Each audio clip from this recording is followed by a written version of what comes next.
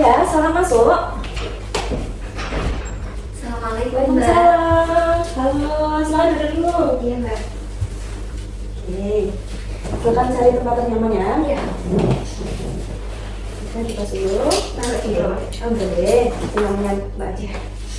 Benar Mbak Mila ya? Betul. Oke, gimana Mbak Mila kabarnya hari ini? Alhamdulillah untuk saat ini baik. Nah, alhamdulillah. Kesibukannya apa nih Mbak Mila tadi sebelum kesini? Sebelum kesini ya Mbak ya, itu tadi saya habis dari sekolah. Hmm. Dari sekolah untuk memberikan laporan asistensi mengajar kayak PPL gitu loh Mbak. Oh, Iya. sekarang lagi PPL. Betul, tapi sudah selesai. Alhamdulillah. Tapi tinggal laporannya aja sama artikel luarannya gitu aja. Oke. Selain kegiatan asistensi nih, Mbak Mila kesibukannya apa kali ini? Kalau itu nggak ada lagi sih Mbak, karena sudah selesai juga kegiatan saya yang lain kayak organisasi sudah selesai. Terus udah sih itu aja, tinggal menyelesaikan laporan sama luaran dari asistensi mengajarnya aja gitu. Oke. Gimana nih Mbak Mila perasaannya setelah kemarin mengikuti kegiatan asistensi mengajar? Alhamdulillah senang, tapi deg-degan awalnya pastinya kan karena ketemu sama anak kecil masih bisa dibilang SMP itu kan hawanya tuh masih anak lulusan SD gitu kan, apalagi yang kelas 7 ya, saya Bina itu kan kelas 7 Mbak. Ini kayak bagaimana ya cara mengatasi anak kelas 7 ini, kan mereka dari segi pola pikir, terus mengambil keputusannya kan juga sangat berbeda sama anak SMA gitu. Terus untuk di kelas pun juga nggak bisa diem duduk doang gitu, si anaknya berdiri, isi kamar mandi tiba-tiba gitu. Jadi kayak cara menghandle kelas supaya menyenangkan itu sebuah tantangan juga pastinya. Terus itu sih sekarang udah selesai ya. Ya, alhamdulillah ya Mbak Mila ya. Kemarin di SMP mana sih Mbak Mila? Di SMPN 24 Malang di Blimbing Mbak. Oh di Blimbing. Iya. Oh, kosnya Mbak Mila sendiri di mana? Di kelompok asli itu dekat sama toko buku Iris Mbak tahu. Oh situ, Iya. lumayan ya berarti ya? Iya, ini sekitar kalau ke sekolah itu sekitar 15 sampai 20 menit tergantung kemacetan. Ya lumayan ya sekarang, tapi dapatnya di sana. Iya. Ya, dan cocok juga ya. Alhamdulillah ya cocok sekali karena sekolahnya juga enak banget. Alhamdulillah. Ya, sekolah juga ramah, jadi semua aman. Ya alhamdulillah ya, jadi udah semuanya udah selesai ya untuk Iya. kegiatan asistensi ini. Berarti setelah ini libur kan ya Mbak Mila? Iya, setelah ini libur tinggal laporan, tinggal di-upload, tinggal artikel diselesaikan, udah selesai. Ya, dan sekarang berhenti lagi Ya, berhenti lagi ya. Oke, sebelumnya Mbak Mila apakah sudah kenal dengan saya? Belum. Oke, perkenalkan yang mana, nama saya Amara. Saya juga mahasiswa BKUM juga. Yang di sini nantinya saya akan membantu Mbak Mila dalam menghadapi atau mengatasi permasalahan-permasalahan yang Mbak Mila sekarang hadapi, gitu ya? Iya. Baik. Oke, sebelumnya Mbak Mila tahu kalau di UM sini ada sesi konseling dengan mahasiswa dari mana? Karena kan saya juga dari jurusan BK ya Mbak ya, dan saya pengen sekali mencoba gitu loh, karena kan kayak saya mikirnya saya juga manusia normal. Iya. Walaupun saya jurusan BK, tapi setidaknya saya juga ingin menceritakan sesuatu gitu. Bukan hanya yang jadi pendengar, tapi saya juga ingin didengar. Jadi saya coba untuk yaudah coba ikut konseling gitu sesama rekan. Kalau saya bilang kan rekan sesama mahasiswa ya kan, ingin nyoba gitu. Oke, berarti karena Mbak Mila berasal dari Departemen Bimbingan dan Konseling juga, tentunya Mbak Mila sudah tahu ya apa aja asas-asas dari Jurusan BK. Oke, sedikit aja saya nanti akan menjelaskan bahwa di sini Mbak Mila bebas menceritakan apa aja. Silahkan dikeluarkan aja semua unek-unek yang mungkin Mbak Mila rasakan akhir-akhir ini sehingga menghambat Mbak Mila atau mengganggu pikiran-pikiran Mbak Mila gitu ya.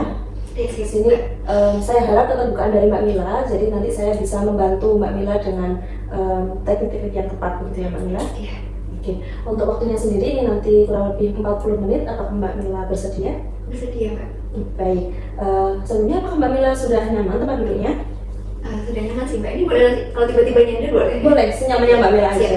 Nanti saya juga izin mencatat ya Mbak Mila untuk keperluan ya data-data saya aja sih. Iya. Ini tenang aja, ini nanti tetap saya yang nyimpan. Oke, terima kasih. Iya. Baik, silakan Mbak Mila ceritakan apa sih yang Mbak Mila rasakan akhir-akhir ini? Aduh.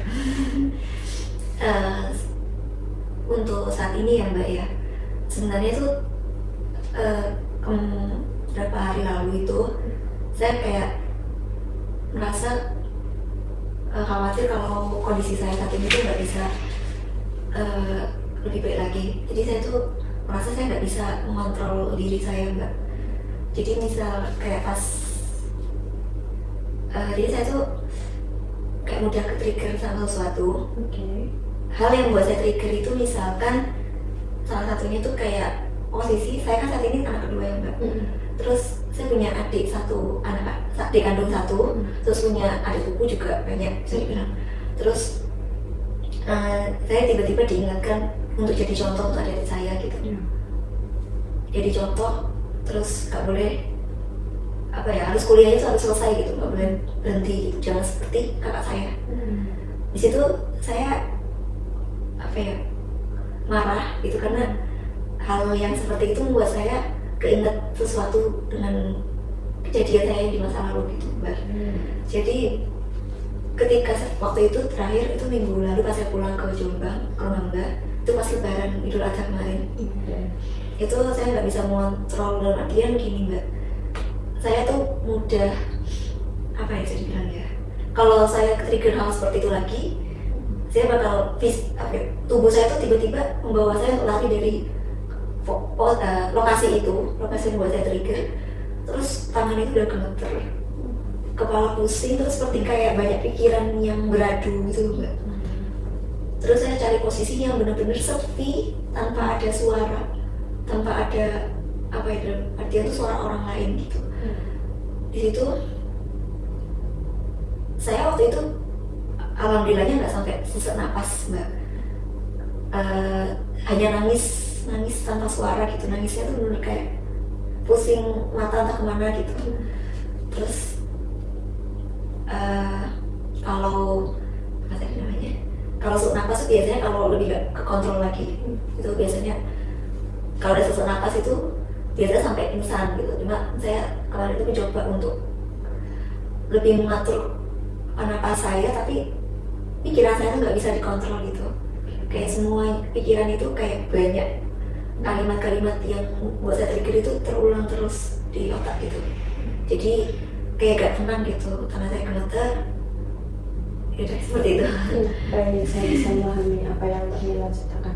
Nah, biasanya hal tersebut sering apa enggak terjadi Mbak Mila kepada diri Mbak Mila? Kalau kejadian itu, kalau sering sih enggak ya Mbak ya. Tapi kondisi seperti itu sering terjadi kayak misalnya pas di dalam kos itu walaupun sendiri ya Mbak, teleponan sama orang tua. Terus sebenarnya bukan homesick ya, karena saya nggak pernah homesick, saya rasa nggak pernah homesick gitu. Cuma kalau tiba-tiba orang tua melihat kondisi orang tua saya, terutama ibu saya cerita gitu kan. Ibu saya kan juga anak kedua gitu. Terus cerita tentang kayak kita tuh sering saling cerita gitu, saya dan ibu saya gitu. Terus ketika ibu saya cerita tentang kondisinya ibu saya waktu dulu, terus menghadapi ayah saya, menghadapi keluarga saat ini kan orang tua saya kan ada adik saya sama ibu saya, ada mas saya di rumah.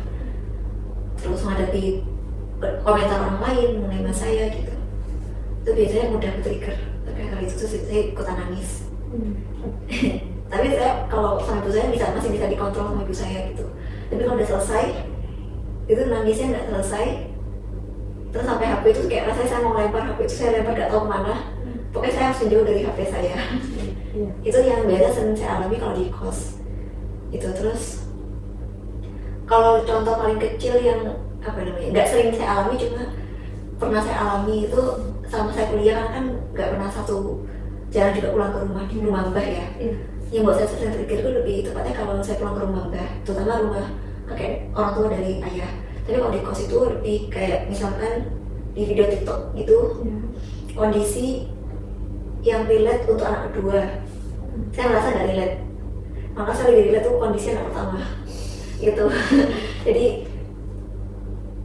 contoh seperti itu. Terus kayak kondisi hubungan kakak dan adik gitu. Dan kadang itu kalau lihat video-video kekerasan itu membuat saya trigger. Saya bisa memahami. Dari cerita Mbak Mila ini tadi, apa tujuan yang ingin Mbak Mila capai dari sesi konseling kita pada hari ini? Saya ingin ini Bu, lebih bisa mengontrol diri saya supaya memahami diri saya kalau saya itu gak boleh sampai merusak diri saya sendiri gitu. Dalam artian ketika saya ke-trigger dengan hal-hal yang seperti tadi, kan saya biasa nangis, terus sangat saya gemeter, mungkin yang sampai parah itu sampai sesak napas bahkan pingsan. Tapi saya khawatir itu sampai lebih daripada itu Mbak. Takutnya itu saya melukai diri saya. Karena mungkin yang paling parah itu mungkin pingsan Mbak, tapi sebelum sampai ke tahap pingsan dan sesak napas itu biasa tuh kayak menggenggam tangan, cuma alhamdulillahnya itu saya nggak sampai melukai dalam artian itu sampai berdarah ataupun mencakar, itu nggak sampai, cuma kayak saya mencoba itu kayak menggenggam, cuma ya itu cara saya sih supaya mungkin nggak sampai melukai gitu. Tapi saya khawatirnya tuh lebih daripada itu gitu sih Mbak. Sebelumnya saya mengapresiasi sekali ya Mbak Mila yang sampai saat ini masih mau bertahan untuk tidak sampai melukai diri Mbak Mila, padahal Mbak Mila tahu bahwa Mbak Mila menghadapi permasalahan-permasalahan yang begitu beratnya gitu ya. Boleh Mbak Mila diceritakan secara detail apa sih peristiwa-peristiwa sebelum ini yang membuat Mbak Mila hingga saat ini tuh mudah sekali ke-trigger dengan sesuatu hal yang mungkin mirip kejadiannya dengan masa lalu? Ini saya merasa ini awal permasalahannya ya Mbak ya. Karena waktu itu, waktu saya MTS, saya kan tinggal jauh dari orang tua. Saya mondok di Jombang. Lokasi pondoknya itu termasuk dekat sama rumah orang tua dari ayah saya. Nah, terus orang tua saya berada di Kepulauan Riau. Terus saya di sini tinggal di Jombang sama mas saya. Terus waktu itu saya mondok dan mas saya juga, kakak laki-laki saya panggilnya Mas, juga mondok di Kediri. Nah, pada waktu itu awalnya baik-baik saja, terus saya mulai nggak kerasa di pondok, sehingga saya ingin pulang ke rumah Mbah gitu. Tapi sekolah di area pondoknya tetap, jadi kayak sekolah MTS, kayak boarding school itu tetap gitu. Jadi tapi tetap PP. Jadi kayak montel gitu loh Mbak. Terus, nah mas saya itu 1 tahun tuh selesai di kelas 10, kan mas saya kan SMA gitu. MA.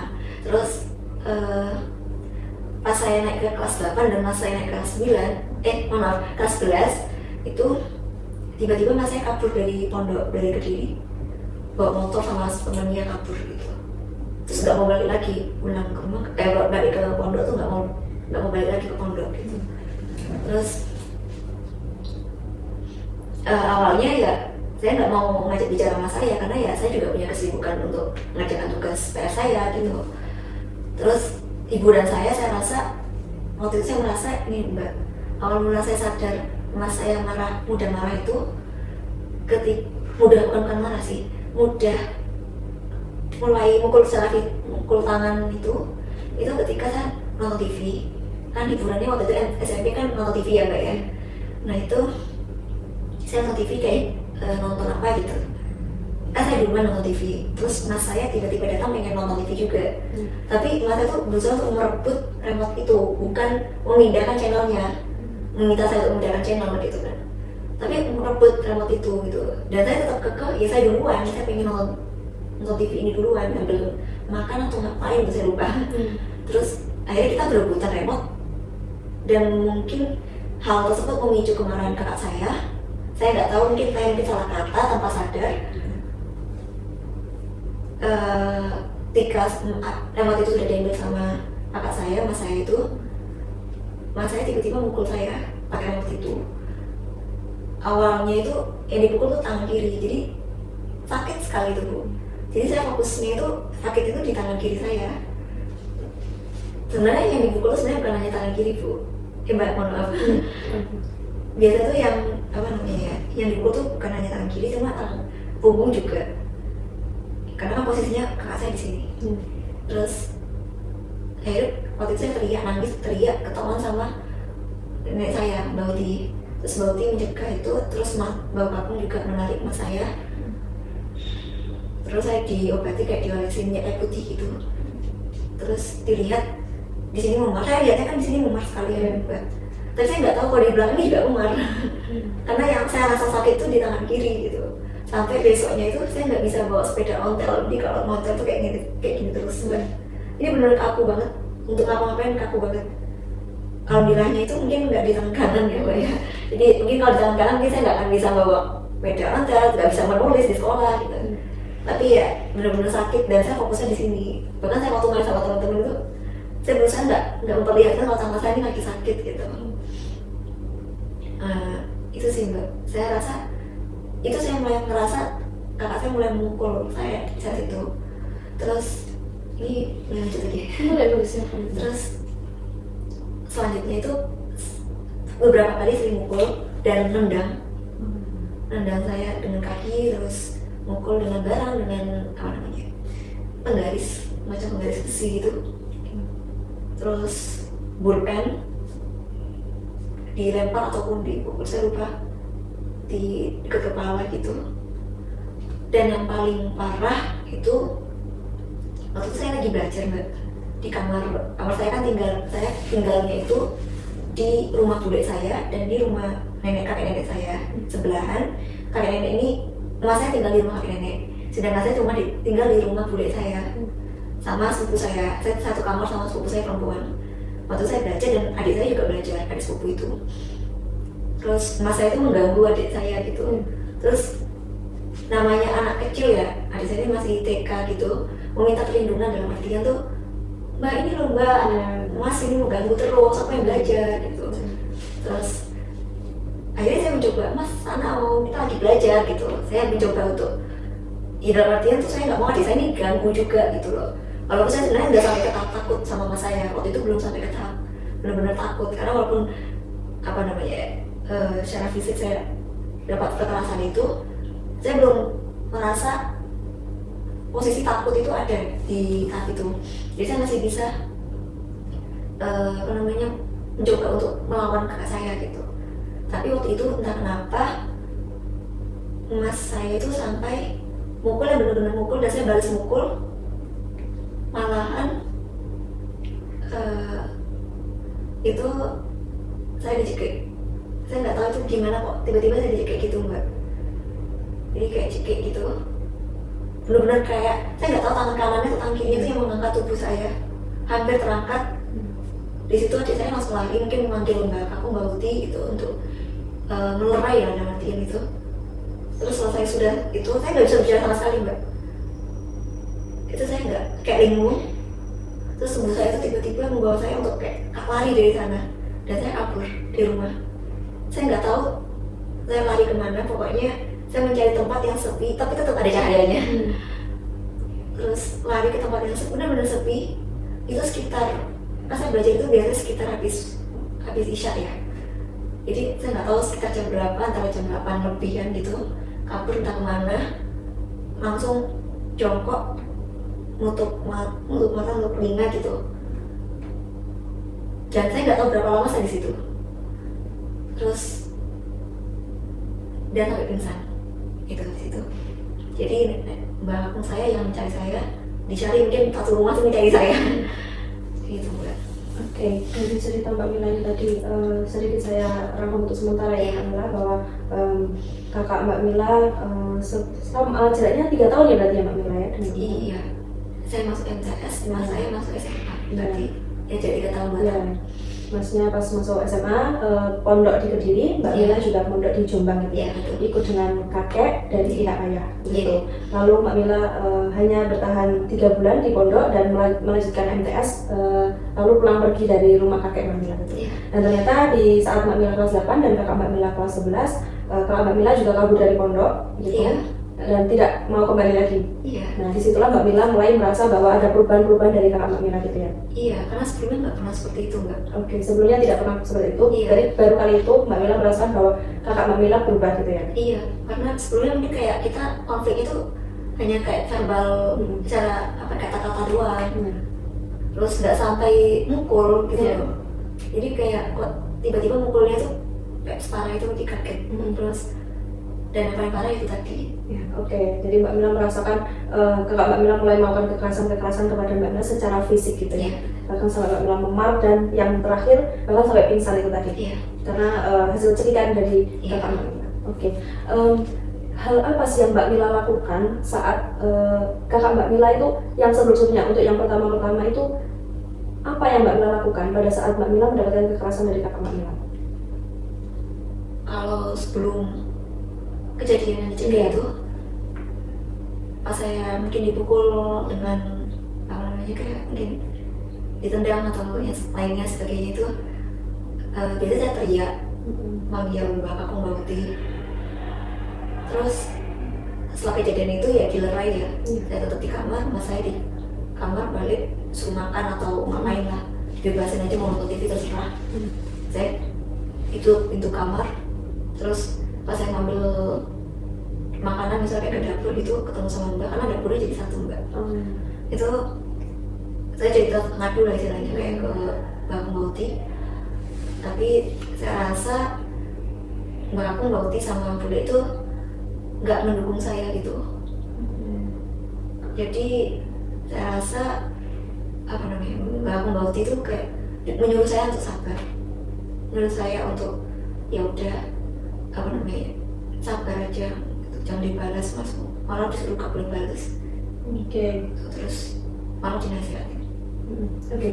Nah, apakah Mbak Mila juga tahu bahwa kakak Mbak Mila mungkin pernah dinasihatin juga dengan Mbak Hung dan baktinya Mbak Mila sebelumnya? Pernah, cuma mas saya melawan. Melawan dengan omongan yang kasar gitu. Dan saya kan juga, saya tuh nggak pernah melawan. Maksudnya saya merasa waktu itu saya nggak berani melawan gitu Mbak. Karena ya sebagai dari orang tua kan juga bilangnya nggak boleh melawan orang tua, nih kan untuk temenin Mbak Bauti gitu. Lalu setelah kejadian yang itu tadi yang membuat Mbak Mila membawa traumanya sampai saat ini, apa yang dilakukan oleh kakek nenek Mbak Mila? Apakah masih tetap sama untuk meminta Mbak Mila untuk sabar dan tidak membalas, atau hal apa yang sudah dilakukan? Lebih ke banyak menasihati aja sih Mbak. Terus karena kan mas saya kan juga waktu itu setelah kabur itu nggak mau lanjut sekolah lagi. Terus itu selama 3 bulan Mbak saya mengalami hal itu, kekerasan itu.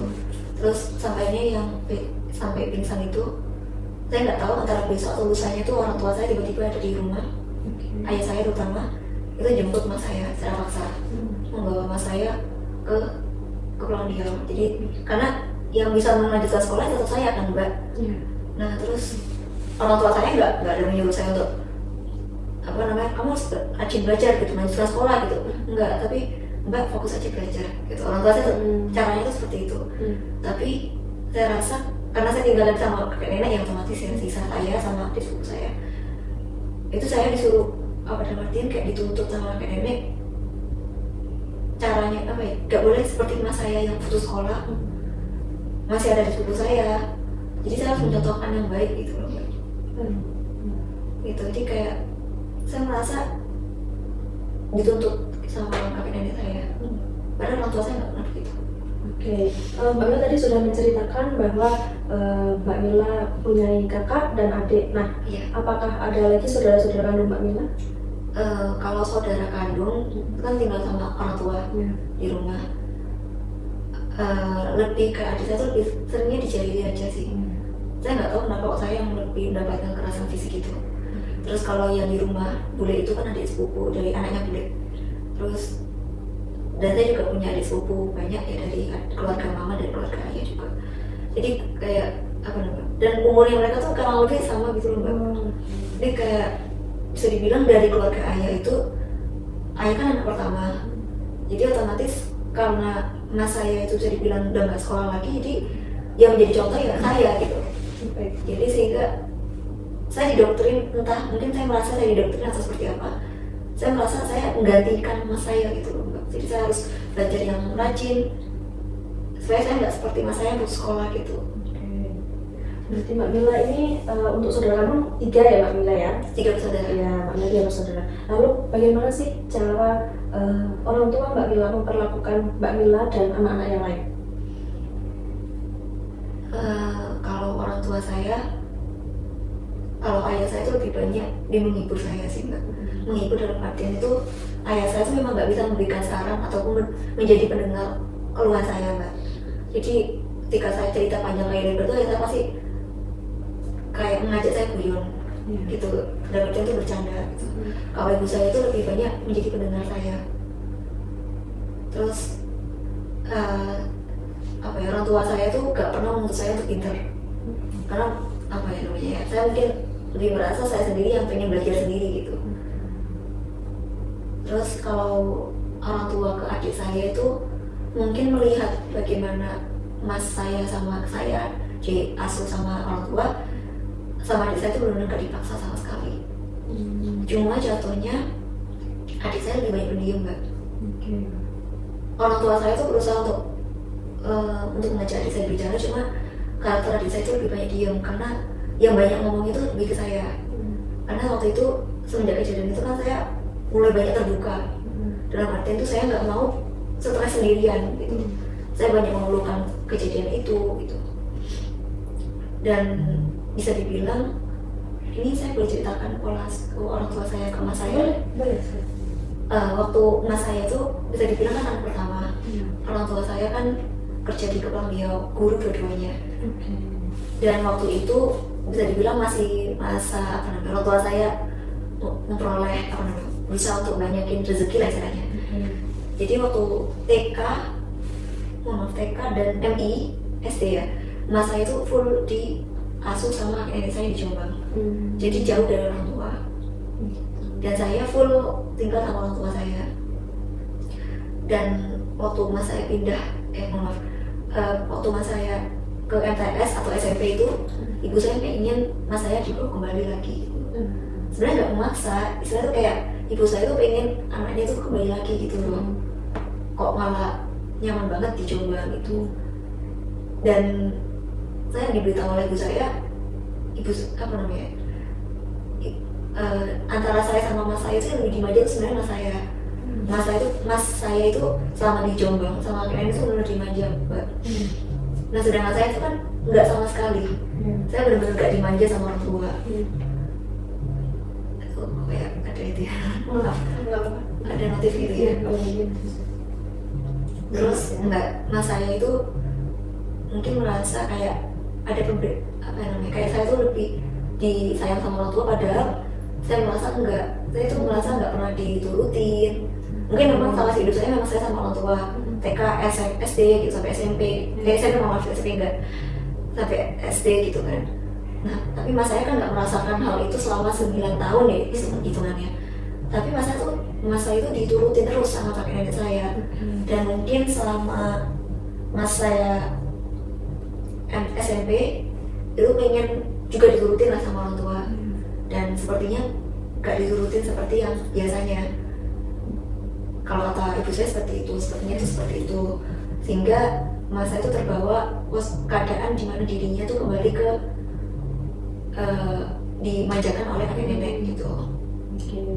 Lalu kalau dari kakek nenek Mbak Mila sendiri, kan Mbak Mila mulai ikut kakek nenek MTS itu tadi ya. Bagaimana pola asuh yang diberikan oleh kakek nenek Mbak Mila kepada Mbak Mila? Saya benar-benar merasakan kayak orang kakek nenek saya ini lebih strict gitu loh, Mbak. Mungkin kalau anak kecil di strict seperti itu mungkin sangat dijaga banget. Terus juga diturutin banget. Jadi kayak misal kita misalkan kayak pengen beli pentol, itu langsung dibelikan gitu. Kayak contoh kecilnya, karena kan nggak boleh bawa motor juga ya. Cuma saya merasa gak bisa bebas, Mbak.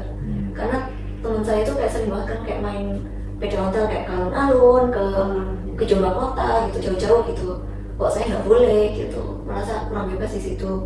Terus pemakaian HP juga lebih dikontrol sekali sama kakek nenek saya. Dan ketika saya bisa dibilang kan saya juga suka K-pop ya, Mbak ya. Waktu itu lebih banyak dikomentarin, Mbak, oleh kakek nenek. Iya.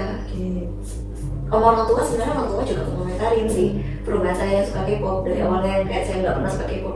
Sukanya kan mungkin lebih kayak selawatan gitu. Tapi saya merasa kok entah kenapa kalau orang tua saya kan tetap membantu saya dalam artian tuh bantu saya belajar gitu. Kalau mau komentari saya kan nggak apa-apa gitu. Tapi ini saya nggak, saya merasa nggak membantu saya dalam artian tuh saya belajar tugas kan sendiri terus ya, Mbak. Jadi kok saya nggak suka dikomentarin gitu. Jadi lebih banyak menasihatin dan saya rasa saya capek mendengarkan nasihat itu gitu. Dan lebih banyak berkomentar. Contoh kecilnya kayak cuci baju numpuk kan. Saya biasanya cuci baju kan 2 hari atau 3 hari itu cuci baju sekali gitu. Tapi ketika bauti saya datang ke kamar saya itu, ini loh baju udah berapa hari gak dicuci. Saya nggak suka dengan komentar seperti itu, Mbak. kayak risih banget ya. Kayak ya saya pengennya ya semut saya saya pengennya saya pengen cuci baju gitu loh. Tapi dikomentarin seperti itu kayak ya kesel gitu loh. Nah dari beberapa anggota keluarga Mbak Mila tadi, mulai dari ayah, ibu, kakek, nenek, Mas dan adik. Siapa sih yang paling dekat dengan Mbak Mila, yang mungkin lebih sering ngobrol dengan Mbak Mila, lebih tahu keseharian dan cerita-cerita Mbak Mila itu siapa? Kalau saya merasa lebih deket ya, itu semenjak saya SMA hingga saat ini itu dengan ibu saya. Benar-benar ibu tuh kayak pendengar saya, pendengar suara hati saya mungkin ya Mbak ya. Karena mungkin kalau ayah kan cara menunjukkan kecintaan ayah saya ke saya itu kan beda dari ibu saya. Ibu saya itu benar-benar jadi pendengar untuk saya, sedangkan ayah saya itu lebih kayak membercandai saya gitu loh. Jadi kalau saya minta saran ataupun sesuatu kayak saya, nanti jatuhnya minta nasihat, saya nggak mau itu. Saya maunya tuh didengar aja gitu. Dan ibu saya tuh sosok yang benar-benar mendengarkan saya, tahu keseharian saya, dan saya tuh bebas untuk bercerita apapun ke ibu saya gitu. Oke, kan Mbak Mila tadi mengatakan bahwa Mbak Mila tinggal jauh dari orang tua ya, dari ibu dan bapak kan jauh. Nah, lalu bagaimana cara Mbak Mila berkomunikasi untuk menceritakan keseharian Mbak Mila itu kepada ibu Mbak Mila? Waktu MTS itu benar-benar kayak mungkin bisa dibilang canggung Mbak sebenarnya, karena kan jauh banget, dan waktu itu kan HP juga nggak yang kita di rumah ada wifi ya, dan buat paketan juga sangat terbatas, belinya cuma 2 GB untuk sebulan, paling nggak untuk buka Facebook waktu itu kan. Terus yaudah itu aja sih Mbak. Terus dan nggak bisa setiap hari VC-an, dan VC-an pun lebih VC sama orang ayah saya sih Mbak. Jadi kayak nanya ada makan apa gitu, tapi pun VC-nya itu sama mbak saya, jadi kayak nggak bebas cerita gitu. Tapi waktu SMA itu saya dibawa balik lagi sama ayah saya, jadi saya rasa udah capek di sini, jauh dari orang tua tuh benar-benar kayak rasanya itu berbeda sama waktu saya SD gitu. Jadi dibawa balik ke rumah, ke Kronriau, dan mungkin sama kan waktu itu corona ya Mbak ya, jadi bisa dibilang alhamdulillahnya mungkin saya lebih dekat dengan orang tua, terutama ibu saya, jadi saya lebih banyak cerita. Benar-benar kayak saya setiap hari mungkin cerita dari awal sampai mungkin malamnya saya ngomong sama ibu saya gitu. Saya bisa merangkum dari pagi sampai sore itu kegiatan saya di ibu saya. Istilahnya kayak gitu. Setiap hari. Jadi ibu saya tuh tahu teman-teman saya, ibu saya tahu pelajaran saya susah itu apa, pelajaran yang dibenci apa, guru yang dibenci apa, siapa gitu. Ibu saya tahu, tapi ayah saya tuh nggak tahu. Karena ayah saya tuh mungkin tipe kayak bodo amatan gitu. Nah mungkin pada saat itu juga kan corona ya Mbak ya, mas saya ada di rumah, full di rumah, ini kayak antara saya mengontrol dalam artian tuh alhamdulillah saya tinggal sama orang tua saya gitu. Jadi saya bisa cerita tuh ke orang tua saya, dan ibu saya benar-benar kayak lebih banyak, orang tua sebenarnya netral, cuma lebih banyak mendukung saya tuh dalam artian Mbak fokus aja sekolah, daripada menasihati saya seperti yang dilakukan anak nenek saya. Gitu. Terus kalau saat ini kan kuliah yang Mbak jauh dari orang tua, saya setiap hari VC. Karena ada wifi juga, jadi mempergunakan akses itu dengan baik ya. Ya, untuk komunikasi sekarang mungkin lebih mudah gitu ya Mbak daripada dulu. Berarti orang tua Mbak Mila itu lebih membuat Mbak Mila merasa nyaman gitu ya pada saat tinggal bersama orang tua daripada tinggal bersama kakek nenek gitu ya. Karena memang ibu Mbak Mila sendiri dari cerita Mbak Mila tadi sangat memberikan waktunya gitu untuk Mbak Mila, nggak hanya waktu aja tapi juga perhatian kepada Mbak Mila, sehingga tahu keseharian Mbak Mila, tahu bahkan apa hal-hal yang disukai dan nggak disukai sama Mbak Mila gitu ya. Nah karena ini tadi kan Mbak Mila sudah kembali lagi ke sana bersama orang tua, dan artinya bertemu dengan kakak Mbak Mila lagi. Perasaan apa sih yang Mbak Mila rasakan pada saat tinggal serumah lagi dengan kakak Mbak Mila? Awalnya itu kan kayak liburannya itu lebaran ya Mbak ya, dan artian lebaran, liburan semester biasa lebaran kan. Nah waktu itu canggung, tapi takut. Jadi kadang itu ketika mas saya ada di dalam rumah ketika ngambil makan itu, kadang saya langsung, kan nonton TV ya, saya langsung terbawa hiburan nonton TV-nya. Nonton TV saya pasti langsung ke kamar atau ke kamar orang tua. Karena kamar orang tua kan yang paling dekat, kalau kamar sendiri kan itu di atas. Atau enggak saya main ke rumah tetangga, main di luar gitu, ambil dengerin lagu gitu, main gitu, muter-muter. Pokoknya saya nggak mau satu lokasi dengan mas saya, lebih banyak melarikan diri. Karena kalau ketika di rumah itu pun juga masih sering terjadi kekerasan itu, cuma lebih kayak kepukul tanpa menggunakan barang Mbak. Dan itu masih bisa dipisahkan sama orang tua saya gitu. Jadi biasanya saya kalau udah seperti itu bisa langsung lari ke kamar, nangis gemeter, terus ibu saya langsung bawain makanan gitu, bawain minuman sama makanan pun itu kayak dikit banget, kayak real kayak ibu saya tahu nih pasti nggak bakal habis ya. Ini kayak cemilan bener-bener kayak mungkin ibu saya tahu ini yang bisa membuka selera saya untuk saya makan gitu. Dan mungkin cara pelarian saya itu supaya nggak stres itu mungkin dengan cara saya makan ya mbak ya. Saya lebih banyak beli cemilan. Kayak waktu di Kulon itu kan mungkin kayak apa namanya sempol, sering beli sempol macam itu. Jadi kayak dibawa ke kamar pas kerja tugas gitu. Jadi supaya saya nggak ke bawah cari makanan di kulkas, karena kadang itu masa itu nggak terduga tiba-tiba ke dapur beli makan gitu, nggak terduga mau ini gitu. Cuma alhamdulillahnya mungkin masa lebih full di kamar terus karena udah nggak mau kerja juga, jadi dia kan full di rumah gitu sampai saat ini. Oh begitu. Oke, baik, saya bisa memahami cerita-cerita dari Mbak Mila ini tadi. Oke Mbak Mila, saat Mbak Mila emosi, saat Mbak Mila tadi kan Mbak Mila di awal menceritakan bahwa Mbak Mila tuh gampang sekali ke-trigger dan susah untuk mengontrol diri dan emosi Mbak Mila. Nah, apakah Mbak Mila setelah itu melakukan pelarian-pelarian dengan makan seperti yang Mbak Mila katakan tadi, atau hanya apakah ada cara-cara lain yang mungkin berkaitan dengan hobi Mbak Mila gitu yang Mbak Mila lakukan? Kalau saya tuh lebih seringnya tuh kayak misal kayak di kos ini ya, yang saat ini tuh misal lagi nangis bener-bener kayak tiba-tiba keinget sesuatu itu kan bener-bener nggak terkontrol ya mbak ya. Itu biasanya saya lebih kayak kalau dimakan kan leren sih, tunggu harus keluar dulu ya, kan mager ya sendiri gitu. Jadi saya lebih sering kayak dengarkan lagu terus nonton drakor gitu. Cuma kalau ada jajanan, kalau misalnya saya pergi keluar gitu, saya lebih sering kayak membeli jajanan banyak. Jadi kayak saya nyetok jajanan mbak, itu kayak misalnya coklatos nih satu kotak pak gitu, saya nyetok itu, terus nyetok kayak beng-beng yang satu pak isi banyak gitu, biasanya kayak gitu.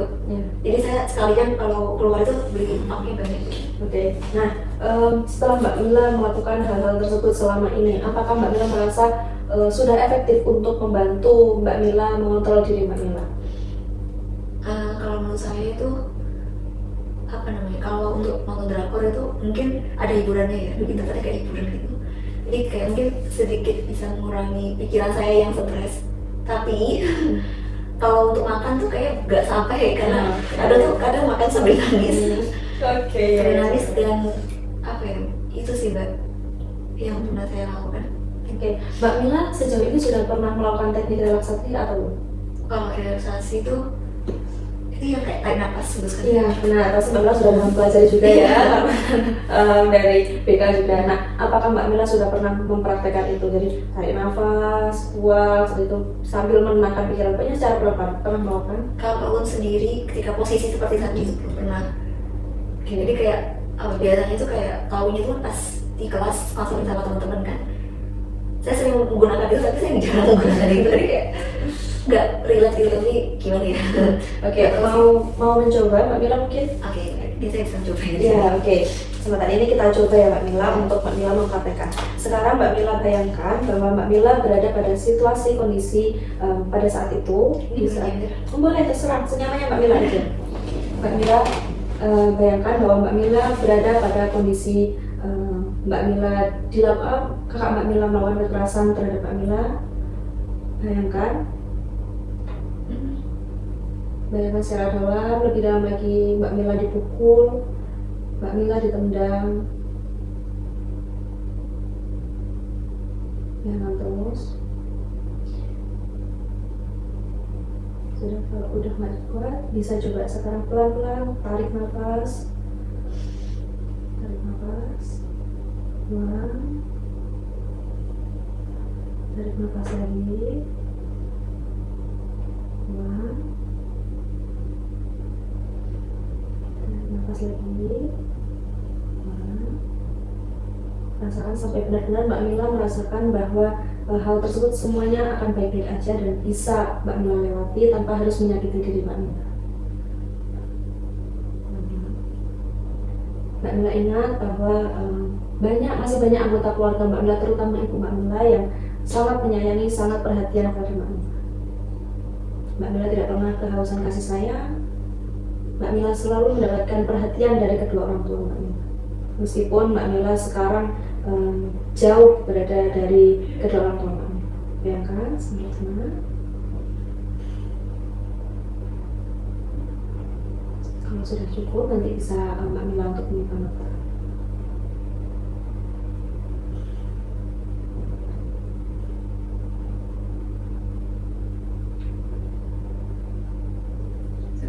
Dan bagaimana rasa Mbak Mila setelah melakukan teknik relaksasi ini tadi? Tapi rasa enak banget. Ya, oke, Mbak, itu nanti bisa Mbak Mila coba apabila Mbak Mila mengalami trigger-trigger lagi di suatu waktu lagi. Iya. Dan itu nanti juga bisa Mbak Mila dibantu dengan mungkin Mbak Mila dengan berzikir pada saat Mbak Mila memejamkan mata, Mbak Mila berzikir. Iya. Itu juga bisa untuk membantu ya. Iya. Oke, baik. Apa sih langkah-langkah setelah ini yang akan Mbak Mila lakukan? Mungkin misalkan kejadian seperti tadi yang kayak udah trigger itu, mungkin dari saran yang tadi dicoba sama Mbak Amara ini teknik relaksasi, itu merasa lebih plong aja. Mungkin bisa dicoba itu. Terus ya mungkin pelariannya selain makan dan nonton drakor, yang salah satunya itu mungkin kalau sudah ke-trigger banget, ya itu bisa saya lakukan. Ya, oke, alhamdulillah. Untuk tujuan Mbak Mila secara umum setelah ini akan melakukan apa Mbak Mila? Mungkin untuk orang tua, untuk diri Mbak Mila sendiri? Kalau saya kayak ingin melanjutkan hidup saya dengan ya menyelesaikan kuliah ini, fokus saya adalah membahagiakan orang tua saya, menyelesaikan perkuliahan ini, dan apa yang saya ambil ini juga bukan atas keterpaksaan belah pihak, karena orang tua saya juga nggak memaksa saya untuk mengambil jurusan ini, sehingga mungkin saya nggak akan memikirkan komentar siapapun yang merasa komentar itu kayaknya gak akan mendukung saya. Jadi saya lebih kayak jangan selalu dipikirkan komentar orang lain, fokus ke diri saya sendiri aja, dan menganggap dukungan orang tua itu kayaknya sumber pendukung yang bisa saya gunakan saat ini. Oke, benar sekali Mbak Mila, saya sangat mengapresiasi tujuan-tujuan Mbak Mila untuk kedepannya. Baik, bisa saya rangkum terlebih dahulu ya Mbak Mila. Dari sesi counseling kita pada hari ini tadi, mulai dari yang pertama tadi Mbak Mila menceritakan bahwa Mbak Mila kesulitan untuk mengontrol diri Mbak Mila. Mbak Mila mudah sekali ke-trigger dengan sesuatu hal yang mungkin sama kejadiannya dengan kejadian di masa lalu. Dan Mbak Mila juga sudah menceritakan bahwa Mbak Mila mendapatkan dukungan dari berbagai pihak, terutama dari kedua orang tua gitu ya. Meskipun sebenarnya dari kakek nenek juga mendapatkan dukungan juga, namun lebih kayak protektif gitu ya, dan cerewet gitu, sehingga membuat Mbak Mila kurang nyaman gitu ya. Tapi Mbak Mila sejauh ini selalu mendapatkan dukungan dari kedua orang tua, terutama ibu Mbak Mila gitu ya. Untuk Mbak Mila juga suka sekali dengan K-pop, terus nonton drakor gitu ya, untuk mencari ketenangan, dan juga makan ya Mbak Mila lebih nyemil gitu ya. Oke, untuk tujuan dari Mbak Mila sendiri yaitu membahagiakan orang tua, menyelesaikan kuliah dengan baik, lalu tidak peduli dengan omongan-omongan atau komentar orang lain gitu, dan lebih fokus pada diri Mbak Mila sendiri. Oke, sejauh ini Mbak Mila, apakah ada yang ingin diceritakan lagi dari Mbak Mila? Kalau saat ini kayaknya tadi udah selesai, merasa lebih lega juga, jadi kayak udah nggak ada lagi sih Mbak untuk saat ini. Ya alhamdulillah. Oke, karena waktu kita juga sudah melebihi nih Mbak Mila. Tapi nggak sadar, nggak apa-apa Mbak Mila. Saya senang sekali bisa menjadi teman untuk membantu permasalahan Mbak Mila gitu ya. Dan Mbak Mila tadi juga sudah mau bekerja sama dengan saya untuk mencoba mempraktekkan teknik relaksasi gitu ya Mbak Mila. Mungkin minggu depan Mbak Mila ingin bertemu lagi dengan saya untuk ngobrol-ngobrol atau bagaimana? Boleh Mbak, untuk jadwalnya mungkin secara Mbak Amara aja. Oke, ya nanti coba saya kabarin aja ya minggu depan, atau mungkin harinya sama gitu ya, melalui WhatsApp aja gitu ya Mbak ya. Baik, terima kasih Mbak Mila sudah mau menyempatkan waktu datang ke sini, sudah Mbak Mila percaya kepada saya untuk menjadi teman ceritanya. Baik, setelah ini Mbak Mila ada kegiatan apa? Saya mau langsung pulang ke kos. Mau pulang? Karena baru dari sekolah tadi langsung sini. Oh iya. Oke, semoga hari Mbak Mila kedepannya lebih lancar lagi ya Mbak Mila ya. Semangat menjalani hidup dan jangan sampai menyakiti diri saya. Terima kasih juga Mbak Amara juga. Terima kasih ya Mbak Mila. Ini udah langsung pulang. Boleh. Hadiah siap ya. Terima kasih. Ya. Assalamualaikum. Waalaikumsalam.